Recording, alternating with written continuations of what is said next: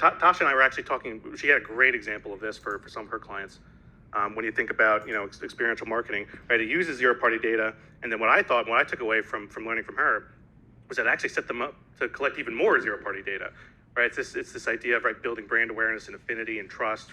These are really important parts of zero-party data collection, right? And we'll get into this kind of at the end, is that it's really tough to capture this data, right? You have to build trust, and people have to, have some kind of resonance with your brand to give you that data. That's really tough to do. And when you think about how many ads and just the saturation of everything, the attention economy, it's a really, really complex thing. We're dealing with it. I think all your companies are dealing with it. But Tasha, I'd love to hear the example that you share, because I think it's highly relevant, and it's in a fun category too. Yeah, thank you for the question. I just love this example of a campaign that we planned and activated for our client, Stella and Chewy's, which is a niche raw pet food brand based out of the Midwest. And they launched with distribution only in local neighborhood pet stores, but knew that in order to grow, they would have to expand into big box pet. And so that's where we came in, and they asked us for help reinforcing the relationship with their local retailers in the midst of this retail expansion.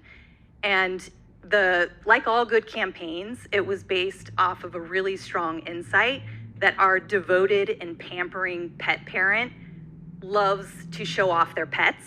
And so we created a campaign that at the heart of it was a contest for our pet parents to submit their pet to be America's Next Top Petfluencer. And that meant, and the goal of the campaign was we needed to increase visibility and traffic into these local retail pet stores. And so the trick was that in order to enter the contest, they had to go into their local pet store and scan a QR code and then put in their information that included, their name, their address, the type of pet they had, their pet's name, and their pet's food preferences, which was the source of zero party. They, on their own accord, willingly had to give all that information in order to be entered into the contest. And we were stunned by the amount of participation, because this was a very tight activation. We only targeted 5 DMAs and within a very tight circle of our local pet stores. We saw 5,000 entrants in the first month. It was a 75% participation rate for the contest. And the best part about it was that with that participation, the zero party turned into first party, because then they opted in to receive emails with additional promos to drive further traffic into their local pet store.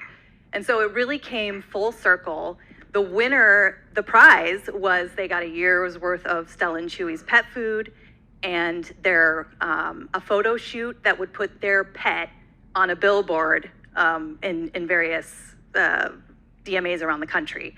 And so it started with a really strong insight that pet parents love to show off their pets so much that they wanted to see them on a billboard around the country. And that drove traffic and strengthened relationships with the local retailers in the midst of this expansion. And so we just love it. And it was a very natural way to gather data.